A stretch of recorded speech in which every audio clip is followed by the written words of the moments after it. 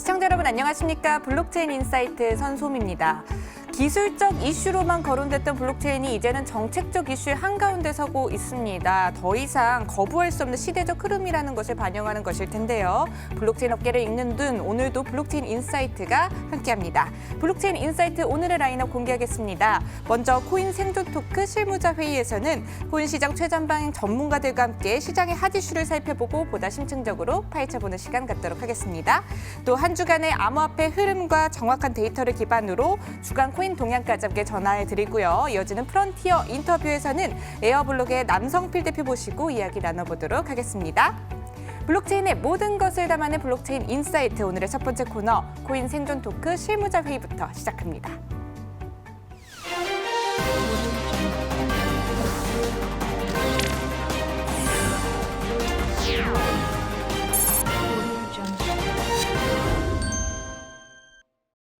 블록체인계의 지극히 개인적이고 편파적인 방송, 업계의 내밀한 속내를 시원하게 파헤쳐드리는 사심 토크 시간입니다. 코인 생존 토크 실무자 회의 시간인데요. 오늘도 치열한 코인판 성봉에서 열일하고 계신 세 분 모셨습니다. 비트소닉의 최선준 부대표, 플랫타의 박승호 대표, 블록노드 커뮤니케이션즈 정윤성 팀장 세 분과 함께하겠습니다. 세 분 어서 오세요. 네, 안녕하세요. 네, 안녕하세요. 자, 그럼 오늘 실무자 회의 주간 회의록 어떠한 안건들이 올라와 있는지 화면을 통해서 만나보겠습니다. 네, 미국 상원이 블록체인 기술과 암호화폐 규제 관련 접근법을 논의할 목적으로 청문회를 개최했습니다. 암호화폐 업계의 사용성과 정책성 문제에 대한 해법을 촉구했습니다. 도울 산업이 출자 예정이던 SGBK그룹과 체결한 투자 계획을 철회한다고 공시했습니다. 약 2,400억을 동원해 빗썸의 인수 소식을 알린 뒤 각종 의혹이 확산되며 3주 만에 인수를 포기한 겁니다. 영국 금융행위 감독기관이 암호화폐 자산에 대한 최종 가이드라인을 발표했습니다. 비트코인과 이더리움 같은 거래용 토큰을 규제하지 않겠다는 내용이 포함됐습니다. 체인파트너스가 ICO를 할 계획이고 협의된 기관 투자자를 대상으로 시작한다고 밝혔습니다. ICO를 통한 자금 확보 목적으로 판단이 되고 있습니다. 네, 오늘도 역시나 흥미로운 안건들이 올라와 있는데요. 세 분께서는 어떤 이슈에 눈길이 가시는지 여쭤보도록 하겠습니다. 먼저 최선준 부대표님, 어떤 이슈에 가장 눈길이 가셨을까요? 네, 저는 아무래도 첫 번째 미 상원 블록체인 암호화폐 청문회를 30일 날 진행을 했는데 네. 이거에 대해서 같이 좀 논의를 해보면 좋을 것 같고요. 또 세 번째 영국 FCA에서 비트코인과 이더리움을 규제하지 않는다라는 것도 사실 같은 맥락에서 좀 중요하게 다뤄볼 부분이라고 생각합니다. 네, 그렇군요. 아무래도 미국 상원에 대한 청문회 이야기 나눠보는 게 좋을 것 같다고 이야기를 해주셨고요. 또 박승호 대표님께도 질문을 드릴게요. 어떤 이슈에 눈길이 가셨을까요? 미 상원 블록체인 암호화폐 청문회가 저 개인적으로도 이제 눈길이 가고, 그다음에 지금 관심도나 아니면 방향성이 많이 변경되고 있고, 청문회에서도 얘기들이 좀 달라지고 있는 것 같아서 관심 있게 지켜봐야 된다고 생각이 들고요. 그다음에 두월 산업 같은 경우에는 주식 가격 변동이 굉장히 상승했다가 폭락하기도 했고, 아마 뭐 주식 투자하시는 분들이나 여러분들이 지켜보신 분들이 많아서 이 부분도 한번 논의해보면 재밌지 않을까 생각합니다. 네, 첫 번째와 두 번째 이슈에 주목하고 계신다고 이야기해 주셨고요. 마지막으로 정윤성 팀장님께도 질문 드릴게요. 어떤 이슈 눈여겨보셨나요? 네, 우선은 뭐 미국 쪽 계속 정치권들과 어떤 암호화폐의 힘겨루기 이런 부분이 계속적으로 되고 네. 있다라고 좀 볼 수 있을 것 같고요. 이 부분이 계속적으로 어떤 주제를 다뤘었던 리브라에 대한 그런 연장선상으로 계속적으로 좀 기동하는 미국 정치권에서 이렇게 뭐 힘도 있게 다루지 않았었는데 이 부분에 대해서 계속 어떤 식으로 지금 얘기가 나오고 있는지에 대한 흐름 오늘 또 짚어보면 좀 좋을 것 같고요. 앞서 얘기했다시피 그 두월 산업 이것도 좀 주목이 갔었던 부분은 두월 산업은 이제 인수를 하겠다라고 계속 얘기를 나왔고 빗썸 측에서는 계속 거부를 했었거든요. 근데 결국에는 주가가 한번 올랐다 떨어졌었던 두월 산업 어찌됐든 인수를 하건 안 하건 간에 주가 자체가 보면 평소에 뭐 한 1,000원 내외 정도 하던 게 거의 한 2,400원 선까지 또 올라갔다가 오늘 같은 경우 보면 오히려 평소에 주가보다 더 빠졌다 그런 부분도 볼 수가 있는데 계속적으로 어떤 주식시장에서 암호화폐의 어떤 뭐 인수라든지 아니면 뭐 어떤 거래소의 진출 뭐 여러 가지 이슈를 통해서 주가를 뭐 부양하고 또 거기에 따른 어떤 투기 세력을 계속적으로 좀 끌어달리 당기고 있는 그런 어떤 가십거리도 계속적으로 좀 나오고 있는데 이런 부분도 좀 보시면 좋을 것 같습니다. 네, 정윤선 팀장님도 역시나 첫 번째와 두 번째 이슈에 눈길이 간다고 해주셨는데요. 세 분께서 오늘도 공통적으로 한 이슈를 또 꼽아주셨습니다. 그럼 오늘의 안건을 공개하도록 하겠습니다. 미 상원 청문회 개최, 혁신이냐 안정이냐 향방은 이란 주제로 코인 생존 토크 실무자 회의를 시작해 보도록 하겠습니다. 네, 정치권과 암호화폐 힘겨루기라고도 방금도 표현을 해주시긴 했었는데요. 또 세간의 주목을 받은 사안이긴 했습니다. 또 청문회가 열렸었는데요. 미국 상원은행위원회가 블록체인과 암호화폐 규제와 관련한 청문회를 개최한 겁니다. 이 청문회 전반적으로 리뷰를 해보는 시간을 좀 가져보면 좋을 것 같은데 어떠한 내용들이 언급이 됐었고 또 그 전에 왜 열린 건지에 대해서도 많은 의견들이 있더라고요. 혹시 또 리브라 발행과 관련해서 또 청문회가 열린 건 아닌지 하는 시선도 있던데요. 박승우 대표님, 이번 청문회가 왜 열린 것일까요? 글쎄요. 근데 이제 청문회가 열린 배경은 리브라의 영향이라고 생각도 이제 일견 들고요. 왜냐하면 청문회에 이제 나왔던 서클 CEO 대표도 그 스테이블 코인을 발행하는 업체 대표가 나와서 이제 청문회 장소에 나와서 얘기를 했었고요. 그리고 아무래도 리브라, 그러니까 기존에는 테더라는 스테이블 코인이었었지만 이때 당시에는 실제 달러를 보유하고 있는 것이냐 없는 것이냐 이제 그거에 대해서 관심이 많았고 그 부분에 대해서 파고들었는데 어떻게 보면은 똑같은 성격의 스테이블 코인이고 상당한 양의 테더도 엄청난 많은 양의 현재 스테이블 코인이 찍혀져 있지만은 그것과 같은 똑같은 스테이블 코인이 많이 찍혀짐에도 불구하고 리브라에서는 이슈가 많이 나오는 거는 아무래도 달러를 벗어나는 부분에 대해서 이제 암호화폐와 블록체인이 아니라 통화라는 부분에 대한 아마 민감한 사항이라고 생각해서 지금 계속 관심을 갖고 미국에서도 청문회를 하고 있지 않나라고 생각이 됩니다. 네, 방금도 말씀을 해주시긴 했는데요. 이번 청문회는 블록체인과 또 암호화폐를 바라보는 미국 정치권의 시각을 엿볼 수 있는 또 자리이지 않았나 싶습니다. 또 어떤 내용들이 오갔고 어떤 발언들이 있었는지에 대해서도 또 언급을 해보면 좋을 것 같은데 정윤선 팀장님 어떤 발언들을 또 주목해 보셨나요? 네, 우선은 뭐 여러 가지 좀 견제를 하고 있는 그런 모습을 계속적으로 봤었습니다. 그래서 암호화폐 우선은 뭐 청문회에서 계속적으로 어떤 뭐 부정적인 이슈 또 계속적으로 좀 어떤 점검을 해보고 넘어가야 된다. 또 어떤 그 자금 세탁이라든지 여러 가지 암호화폐를 통해서 일어날 수 있는 불법적인 요소에 대한 우려감이 계속적으로 커진다. 이런 부분이 계속적으로 가면서 계속적으로 어떤 암호화폐 시장을 길들이기 위한 그런 부분. 또 한 가지로서는 달러에 대한 위치를 계속적으로 좀 구축하려는 그런 모습이 계속적으로 보였다라고 볼 수가 있고요. 우선은 최근에 뭐 나왔었던 거는 블록체인에 대한 기술은 상당히 좋지만 암호화폐 이 부분이 과연 저소득층의 어떤 금융에 대한 혜택 그것이 뭐 얼마 전에 리브라 뭐 100세에서 나왔지만 이 부분이 과연 있느냐 사실은 거기에 대해서 반론이 계속적으로 나왔던 부분이 있어서 이것을 암호화폐가 해결하는 것이 아니라 어떤 미국 연준이라든지 이런 정치권에서 이것을 해결해야지 암호화폐에서 해결하는 것은 맞지 않다라고 좀 얘기를 했던 부분이 있고요. 여기에 대한 근거로서는 지금까지 그 금융계층의 소외 그렇게 보면 뭐 미국 내 저소득층도 있고 전 세계적으로 보면 뭐 동남아시아라든지 여러 가지 그 일정 그 국민 소득이 좀 낮은 그런 금융 인프라가 깔리지 않았던 그런 국민들을 대상으로 좀 얘기가 좀 나왔던 그런 부분을 볼 수가 있는데 이 부분은 어떤 암호화폐나 블록체인 기술이 없어서 그런 것이 아니라 어떤 정치적인 그런 어떤 혜택을 받지 못해서 어떤 구조적인 역할 때문이기 때문에 암호화폐 너희가 이런 것들을 하려고 하는 것은 사실 맞지 않다라는 그런 좀 견제적인 시기도 좀 많이 보였던 그런 부분도 볼 수가 있었고요.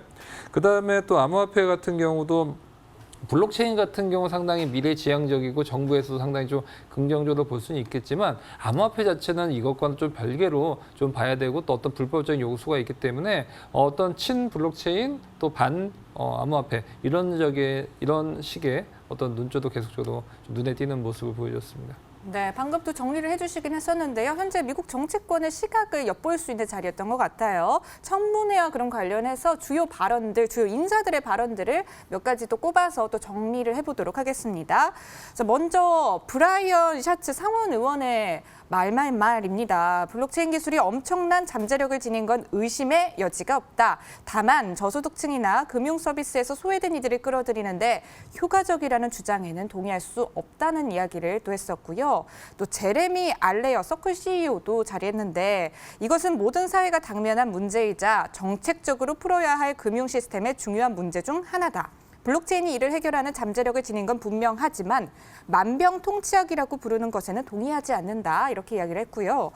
메르사 바라다란 UC 어바인 교수는요, 금융 소외계층이 천존하는 기술 때문에 은행을 떠난 것이 아니기 때문에 은행이 돈이 되진 않는 고객의 서비스를 중단했고 그 결과 저소득층 거주 지역은 사실상 은행 사막이 됐다면서 이들은 은행 계좌도 열 수 없어서 현금 카드마저 쓸 도리가 없다 이러한 발언을 했습니다.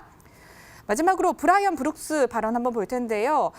암호화폐의 미래를 회의적으로 보는 사람들도 현재 금융 시스템에서 많은 사람이 배제되는 사실을 단점으로 꼽는다면서 블록체인은 P2P 기술 중에서 가장 최근에 혁신적인 기술로서 금융 시스템 개선에 중요한 역할을 할 것이라고 이야기를 했다고 합니다.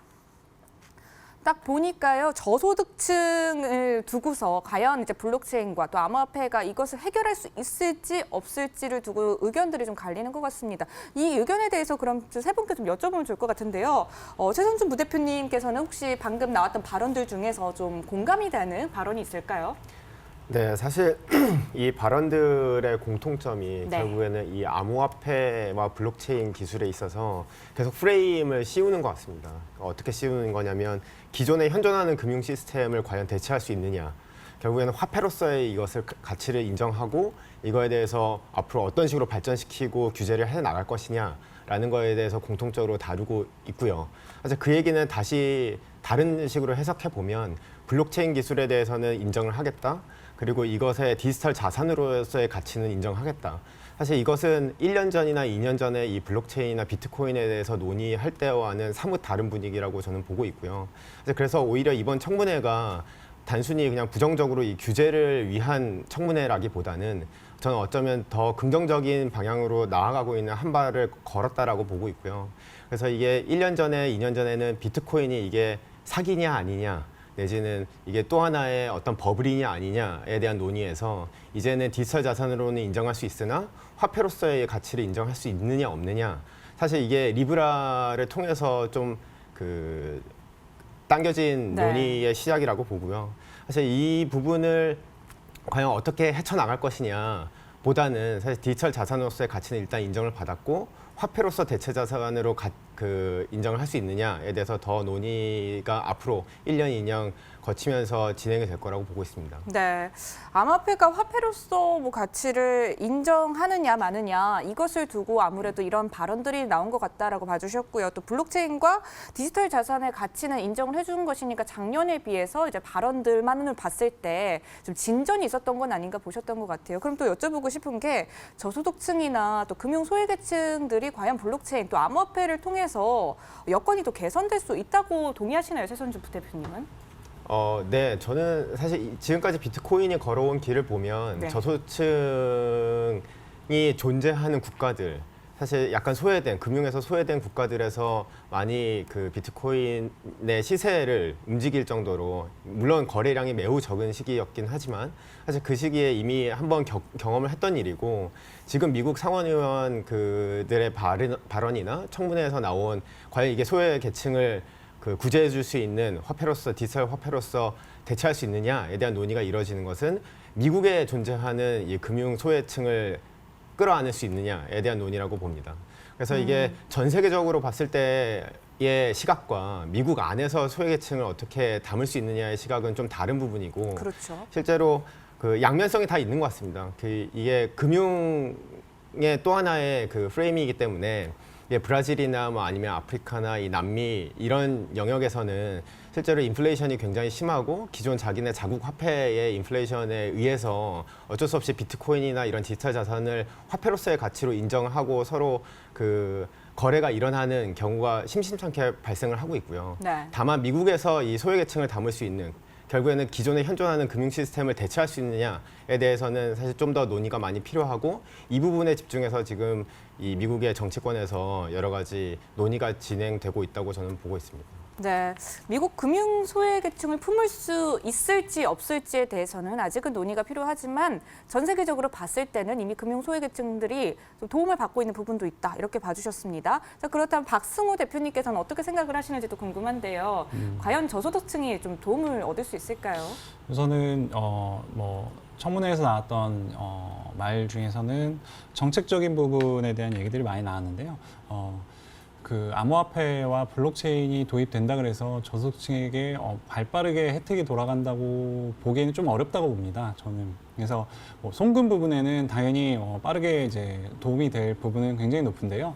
이 금융 시스템이라는 거는 뭐 갖가지 보험, 그다음에 금융 상품, 여러 가지 보조적인 상품들이 지속적으로 나오게 되는데 그 상품들을 소외계층이 이용할 수 있느냐 없느냐의 문제도 봐야 된다고 보는데 오히려 이 암호화폐 리브라 같은 통화가 과연 그 기존 금융 시스템상에 들어갈 수 있느냐, 기존 금융 상품 안으로 들어갈 수 있느냐에는 좀 물음표가 있고요. 그렇기 때문에 블록체인과 암호화폐가 당장에 도입된다 그래서 그분이 빠르게 개선될 거라고 보진 않습니다. 다만 이 암호화폐, 리브라 같은 신통화가 생겨난다면 그걸 중심으로 한 신금융 상품이 생겨날 가능성이 높고요. 그렇다면은 기존의 다른 부분에 대한 금융 상품이 나올 확률이 높아지고 기존 은행권과 경쟁하기보다는 또 다른 방향성으로 새롭게 접근하는 시도들이 있을 거라고 보고요. 그런 시도들이 계속 누적적으로 나오다 보면은 분명히 저소득층이라든지 아니면 기존의 혜택을 받지 못했던 부분에 대해서 도움이 될 거라고 생각이 됩니다. 네, 당장에 뭐 도움이 될 수는 없을 수 있지만 앞으로 또 새로운 금융 상품들이 개발이 된다면은 또 새로운 계층들을 또 끌어들이는데 도움이 될 수 있을 거다 이렇게 예측을 해주셨는데 정윤선 팀장 입장도 궁금해요. 과연 저소득층을 미국에서도 이게 논의가 계속 되었듯이 끌어왔는데 도움이 될까요?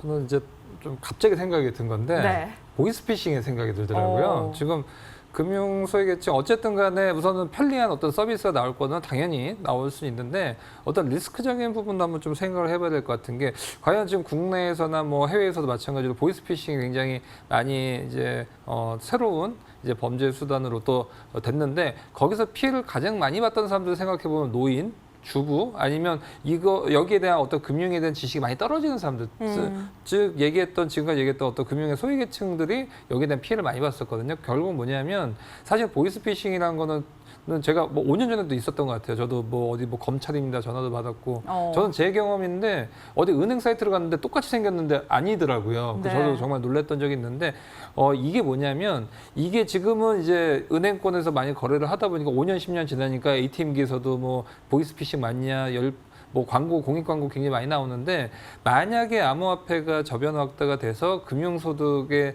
그 금융 취약계층의 암호화폐를 많이 사용했을 때 또 다른 이제 금융 소외계층의 편리성도 대두가 되겠지만 그로 인한 범죄 분명히 많이 늘어날 가능성이 굉장히 크다라고 좀 볼 수가 있고요. 그러면 기존에 있었던 은행에서 어떤 안정망을 계속 갖췄던 게 또다시 이제 블록체인이라든지 암호화폐에서도 또 반영되는데 그게 이제 시간이 많이 걸리기 때문에 여기에 대한 부분도 한번 좀 금융 취약계층에 대한 부분 좀 어두운 면도 좀 봐야 될 것 같습니다. 그렇군요. 뭐 편리성은 분명히 늘긴 하겠지만 범죄나 또 여타 부작용들이 올 수 있으므로 이 부분에 대해서 좀 대책이 좀 시급하지 않나 이렇게 보고 계신 것 같습니다.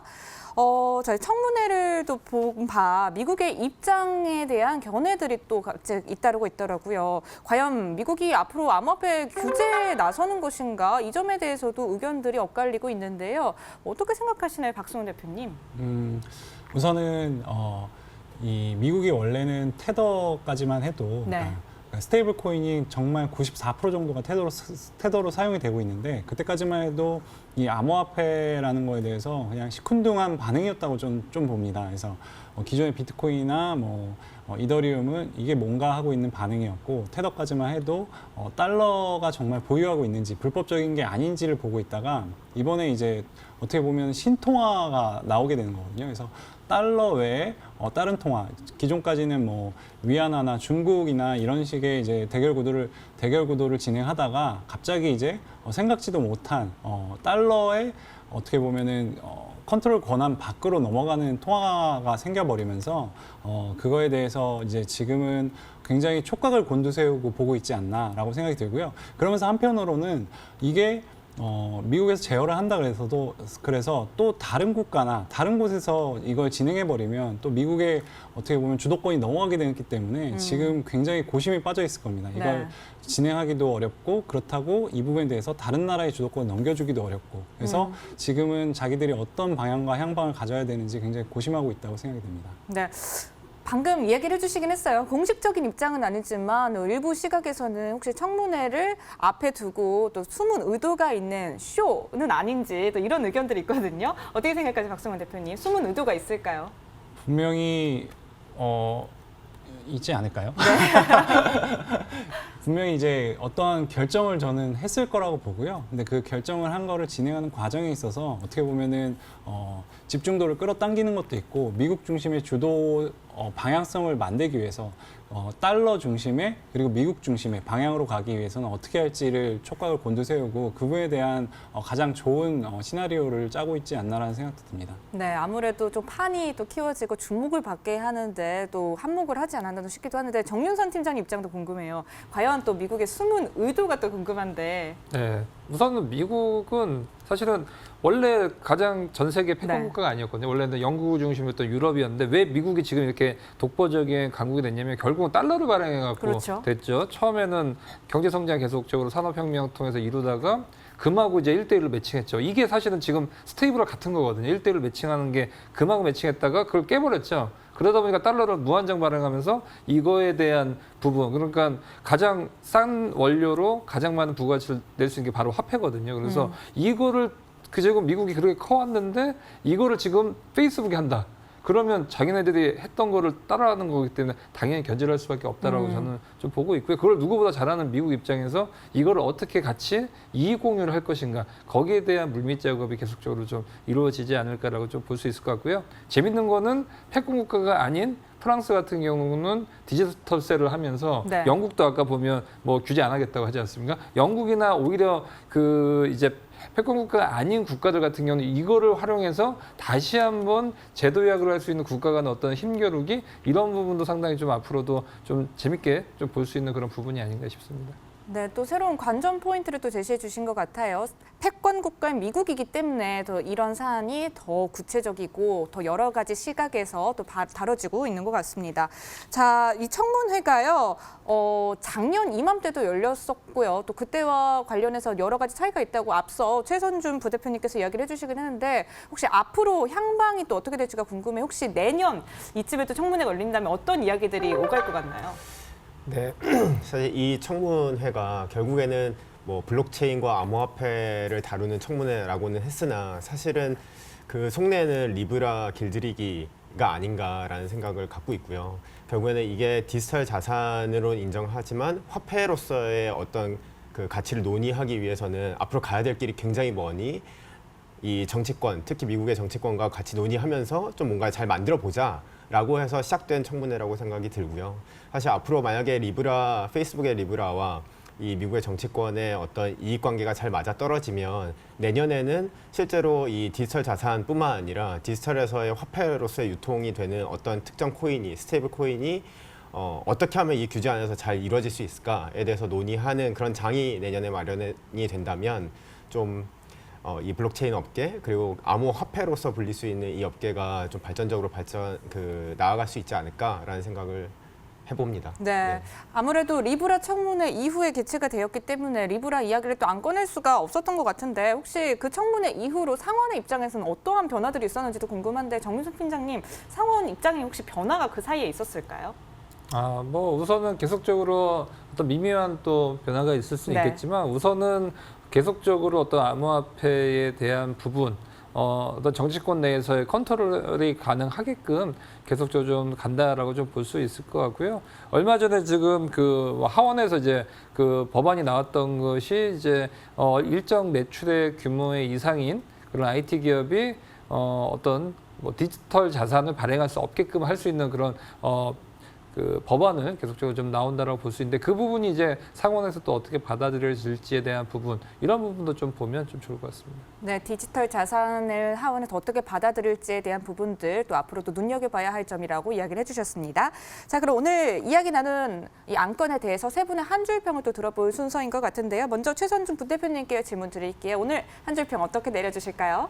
네, 그 화폐로서의 길은 매우 험난해 보입니다. 이제 막 시작된 단계라고 보고 있고요. 다만 디지털 자산으로서는 인정을 받고 앞으로 지지난주에 다뤘던 벡트라든가 이런 식으로 많이 옆에서 그 지원이 들어오면서 실제로 블록체인 업계가 발전하는 데 있어서 중요한 하나의 청문회의 작은 시작점이 아니었을까라는 생각을 합니다. 네, 블록체인 업계를 발전시키는데 그래도 중요한 초석 중에 하나였다라고 보고 계신 것 같고요. 다음으로 박승호 대표님께도 질문 드릴게요. 어떻게 한 줄 평 내려주실 건가요? 네. 화폐의 본질은 거래 때문에 생겨난 거고 상거래를 위해서 화폐가 이제 성장하고 발전했다고 생각합니다. 그래서 이제 화폐 탈국가화라는 키워드가 앞서 이제 나오게 되는 것 같고 이제 앞으로 진짜 신통화가 나오고 화폐 전쟁의 서막이 열린다고 생각이 듭니다. 네, 화폐 전쟁의 서막이다라고까지 표현해 주셨습니다. 마지막으로 정현선 팀장님께도 질문 드릴게요. 네, 앞서 얘기했다시피 기존에 전 세계에서 가장 많이 쓰이는 통화가 이제 달러고요. 이 달러를 이제 새로운 이제 비트코인 등의 이제 암호화폐의 어떤 힘겨루기가 이제 시작이 되면서 이제 막 이제 힘겨루기가 시작됐는데 지금은 뭐 다윗과 골리앗의 싸움이라고 볼 수는 있지만 이 다윗이 어떤 전략을 펼치느냐 그렇게 되면서 골리앗과의 앞으로의 승부 좀 재밌게 보면 좋을 것 같습니다. 네, 오늘 미국 상원 청문회로 본 암호화폐 향방은이라는 주제로 세 분과 함께 가감없는 토크 나눠봤습니다. 저희는 다음 주에 더 재밌는 주제를 들고 찾아뵙도록 하겠습니다. 오늘 함께해 주신 여러분 고맙습니다.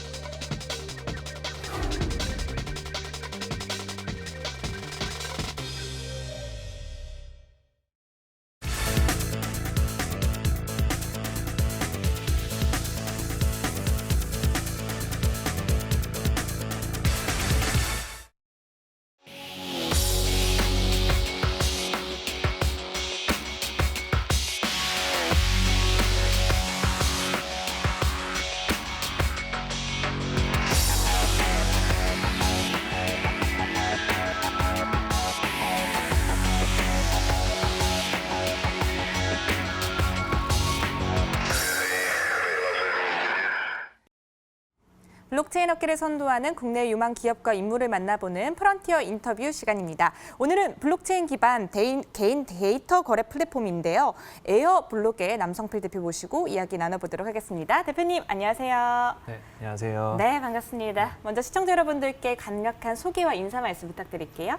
네, 안녕하십니까. 저는 에어블록의 대표를 맡고 있는 남성필이라고 합니다.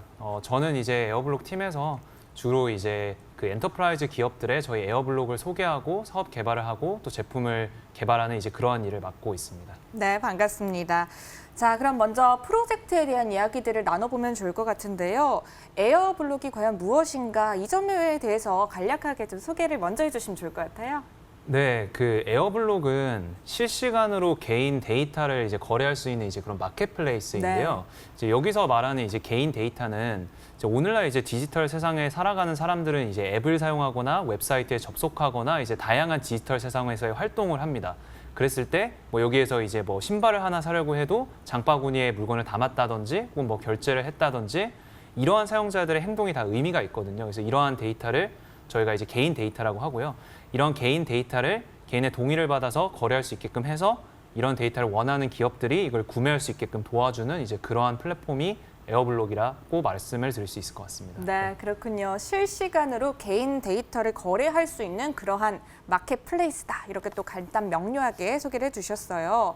자, 그렇다면 또 에어블록 그리고 남성필 대표님 이야기 조금 더 해보면 좋을 것 같은데요. 남성필 대표님이 이끌고 있는 AB180에서 추진 중인 걸로 알고 있습니다. 이 프로젝트에 대한 이해를 높이기 위해서 이 기업은 어떤 기업인지 먼저 설명을 해주시면 좋을 것 같네요. 네, 저희 그 AB180은 그냥 한마디로 쉽게 말씀드리면 네. 이제 빅데이터 회사라고 말씀을 드릴 수 있고요. 그래서 그냥 빅데이터 회사는 아니고 이 사용자들의 행동 데이터를 막대한 양의 행동 데이터를 수집을 해서 이 데이터를 분석을 해서 기업들이 이제 마케팅 성과를 측정을 하거나 가장 마케팅 성과를 효율적으로 잘 낼 수 있게끔 도와주는 이제 그러한 역할을 하고 있고요. 네. 현재 저희 AB180은 이제 에어브릿지라는 서비스를 이제 국내 약 100여 개 기업들에게 공급을 하고 있고 저희가 이제 빅데이터라는 이제 말을 쓸 수 있는 이유는 저희가 이제 한 달에 거의 모바일 디바이스 기준으로 약 2천만 대 모바일 디바이스, 그 1년 기준으로 우리나라의 약 3분의 2에 해당하는 약 4천만 대 모바일 디바이스의 데이터를 저희가 실시간으로 분석을 하고 있는 그런 업력을 가진 회사입니다. 네. 사용자들의 행동 데이터를 분석하는 빅데이터 회사다 이렇게 이야기를 해주셔서 좀 연관성들이 조금은 이해가 되는 것 같아요. 자, 앞서 에어블록을 소개해 주시면서 개인 데이터 거래 플랫폼이다 이렇게 또 소개를 해주셨는데 사실 데이터 하면 떠오르는 범위가 상당합니다. 또 요즘 같은 경우는 빅데이터 하면 또 그 범위가 정말 상당한데 이 부분에 대해서 명확한 기준 또 예시가 좀 필요할 것 같은데 어떤 게 있을까요? 그러니까 이제 사실 데이터라고 하면 이제 많은 분들이 되게 막연하게 네. 생각을 하시는 것 같아요. 근데 쉽게 생각하면 모바일 앱을 다 쓰잖아요. 네. 그럼 모바일 앱에서 제가 하는 행동 하나하나가 그 개인 데이터라고 볼 수 있습니다. 뭐 신발을 산다고 했을 때 아까 뭐 말씀드린 예시처럼 장바구니를 담았다라든지 특정한 키워드를 검색을 했다라든지 네. 물건을 이제 구매했다는 그런 구매 기록 이런 것도 데이터고요. 또 예를 들어서 제가 어떤 장소에 가게 되면 이제 GPS를 통해서 제 위치가 실시간으로 또 수집이 될 수 있습니다. 네. 내가 이 위치에 갔다 뭐 이런 것도 데이터라고 볼 수가 있죠. 그래서 그냥 일상생활에서 뭐 저희가 이제 앱이나 웹사이트 그리고 최근에는 스마트 TV나 IoT 뭐 스마트 가전제품 등을 통해서 행하는 그런 모든 일들이 기록으로 남는 이제 이런 거를 저희가 데이터라고 말할 수 있을 것 같습니다. 키워드 검색, 또 구매 기록과 같은 저희가 움직이면서 발생하는 일상생활의 모든 기록들을 개인 데이터 이렇게 부를 수 있는 거네요. 네, 그렇죠. 자, 그렇다면 이 에어블록을 시작하게 되신 계기가 또 궁금해지네요. 혹시 어떤 문제점 때문에 또 해결을 하고자 하는 마음에서 시작을 하게 되셨을지 궁금해요. 이 개인 데이터를 사실 거래하는 시장에는 크게 세 가지 주체가 있는데요. 네. 하나는 그 데이터의 원소유주인 개인이고 또 두 번째로는 그 개인들이 사용하는 그 서비스의 주체가 되는 데이터 공급 기업 그리고 이제 그 데이터를 사고 싶어하는 이런 데이터 수요 기업의 세 가지 주체가 있습니다. 애초에 이제 제가 이제 이 개인 데이터 시장에 관심을 가지게 된 이유는 네. 일단 기본적으로 제가 이제 평상시에 사용하는 날씨 앱이라든지 뭐 메모리 클리너 같은 그런 모바일 어플리케이션들이 있는데요. 이런 앱을 이제 사용을 하면 제가 이제 어떤 앱을 설치를 하고 있는지 네. 또 그 앱을 몇 분 사용하는지와 같은 그런 데이터를 이제 자동으로 수집해가는 부분을 볼 수 있어요. 근데 이제 저한테 충분한 동의를 구하지 않고 이제 수집이 된다라는 점이 문제인 거죠. 그래서 네. 나도 모르는 사이에 내 데이터가 상당 부분 수집이 돼서 누구인가에게 의해서 이제 수익화가 된다든지 활용이 되고 있는 이제 이러한 상태, 즉 개인 데이터의 침해가 일단 개인한테 문제이고요. 네. 이제 제가 많은 회사들을 사실 돌아다니면서 느낀 거는 기업들은 이런 개인 데이터를 많이 수집을 해서 활용을 하고 싶어 해요. 또 이제 실제적으로 나의 고객이 아닌 내 고객이 될 수 있는 그런 잠재 고객에 대한 이제 그런 데이터를 구매하고자 하는 수요 기업들이 정말 많으시거든요. 네. 그리고 이제 한편으로는 이런 데이터를 수익화하고 싶은 기업도 많은데 이제 수익화를 막상 하려고 해도 합법적으로 이 데이터를 수익화할 수 있는 그런 창구가 없는 거죠.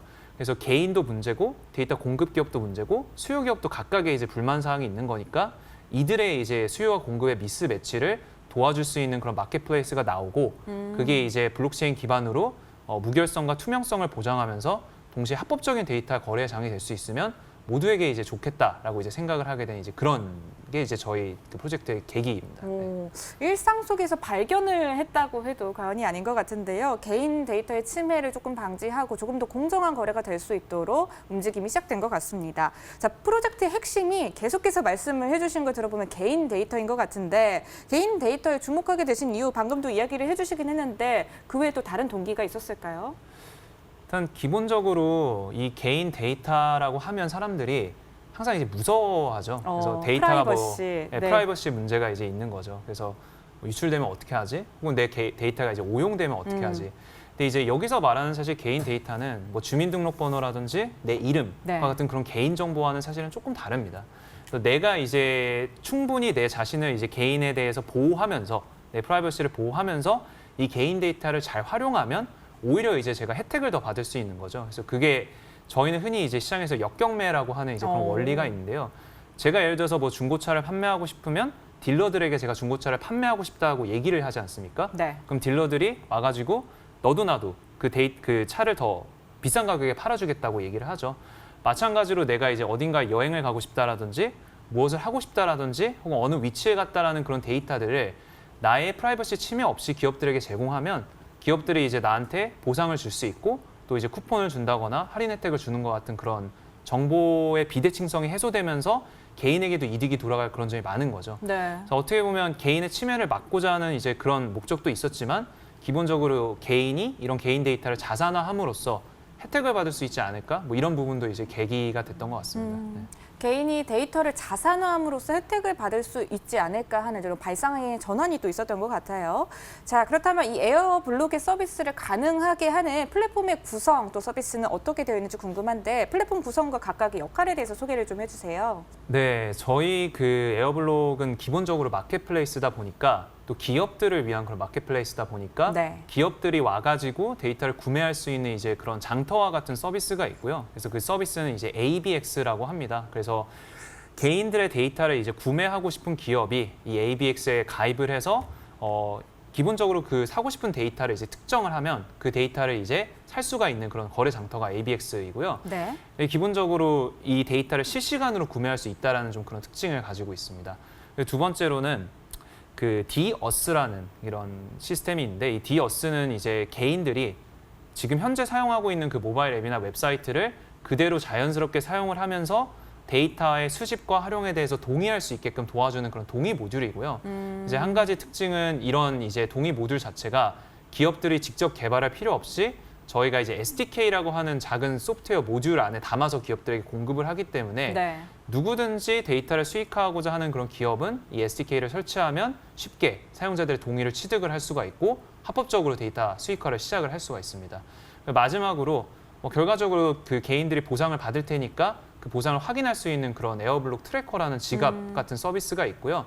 그래서 이 그 데이터를 어떻게 보면 어떤 데이터가 나에게서 수집이 됐는지 그리고 어떤 데이터가 누구에게 팔렸는지와 같은 그런 정보를 확인할 수 있고 데이터에 대한 통제권을 이제 행사할 수 있는 그런 에어블록 트래커 이렇게 세 가지의 서비스로 저희는 이제 구성이 되어 있습니다. 네, 또 장터와 같은 서비스다 이렇게 표현을 해주신 점이 눈에 띄는데 또 이 실사용자들이 과연 이 에어블록 서비스를 어떻게 이용할 수 있는지 이 점도 궁금하네요. 이에 따른 혜택이나 보상도 분명히 주어질 것 같은데 어떻게 되어 있나요? 일단 기본적으로 저희가 추구하는 그 데이터 수익화, 자산화의 방향성은 뭐 한 달에 뭐 2,000원, 뭐 3,000원 이런 정도의 이제 돈을 버는 그런 용돈벌이 서비스의 개념은 아닙니다. 그래서 그 부분이 사실은 많은 분들이 이제 헷갈려하시는 부분인데, 네. 그럼 나 이 데이터 팔고 고작 1,000원 받으려고 이렇게 파는 거야? 이렇게 그러게요. 생각하실 수가 네. 있는데요. 저희가 사실 데이터의 가치를 이제 정량화하는 방법은 그 개인의 데이터가 가진 그 구매력에 비례해서 올라갑니다. 그래서 예를 들어서 제가 자동차 사고 싶은 사람이랑 문방구 가서 지우개 사고 싶은 사람이랑 데이터 가치는 완전히 다르거든요. 네. 그래서 기본적으로 저희는 이제 사용자들에게 혜택을 줄 때 이 데이터가 가진 그 가치, 그 구매력의 가치를 정확하게 측정해서 많게는 그 구매한 금액의 최대 몇 %까지도 그 개인에게 보상이 돌아갈 수 있게끔 만드는 그런 구조를 만드는 데 노력을 하고 있고요. 네.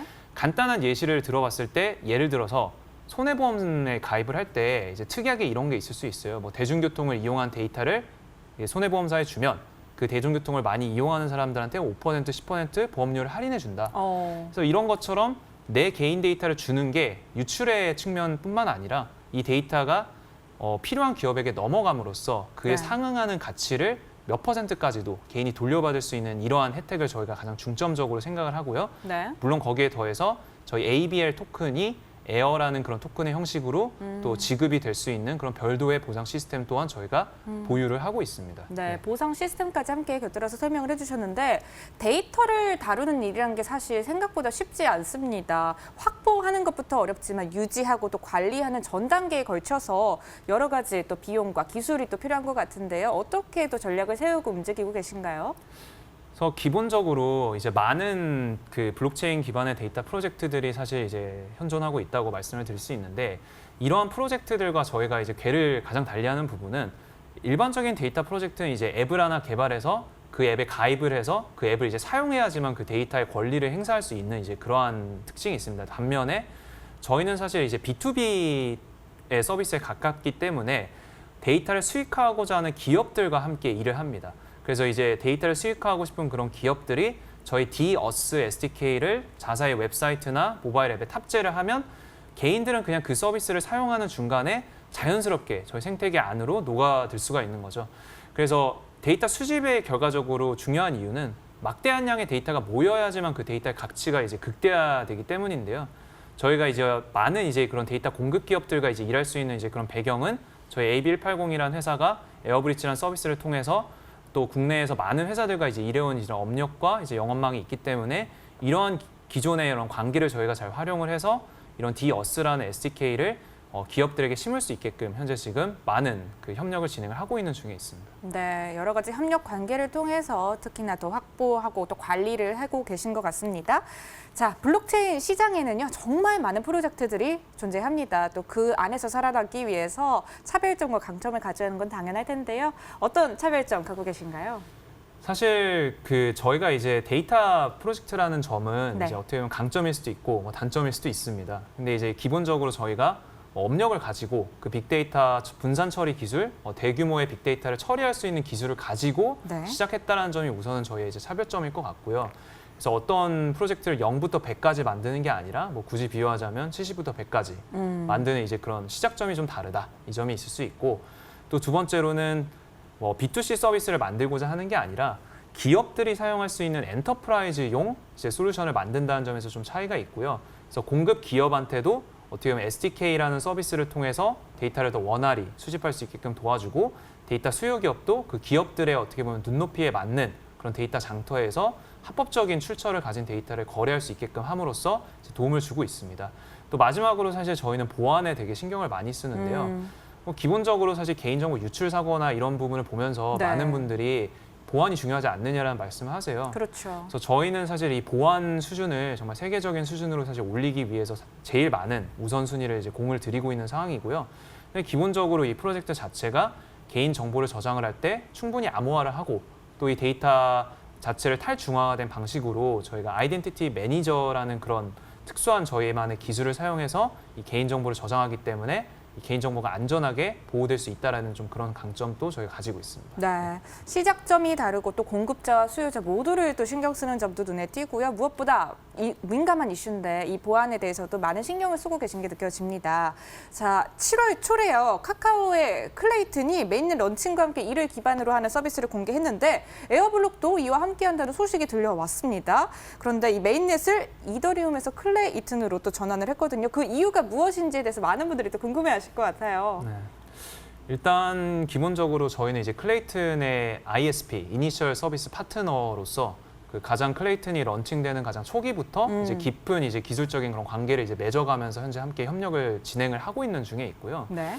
그 클레이튼이라는 서비스가 일단 제가 생각했을 때 특별한 이유는 기본적으로 국내에 이제 거대 IT 기업인 카카오가 주도를 하고 있는 이제 그런 프로젝트라는 점에서 저는 좀 상당히 이제 믿음이 간 점이 있고, 실제로 기술적으로도 이더리움 같은 경우는 저희 그 프로젝트 특성상 막대한 데이터를 다뤄야 되는데 이게 쉽지가 않습니다. 네. 근데 클레이튼은 1초에 한 번 블록이 생성이 된다라는 이제 그 속도 면에서도 장점이 있고, 또 기본적으로 엔터프라이즈를 지향하는 솔루션이에요. 그러다 보니까 저희 같은 회사들도 저희의 고객인 엔터프라이즈를 만족시키기 위해서는 블록체인 플랫폼도 거기에 맞춤형으로 이제 들어가야 되는 부분이 있는데, 엔터프라이즈가 사용할 수 있는 다양한 편의성을 제공을 하고 또 그런 점에서 이제 더욱더 신뢰가 갔던 것 같습니다. 네, 그렇군요. 자, 에어블록을 통한 수익 창출 모델 어떻게 되어 있는지 간략하게 또 이야기해 주실까요?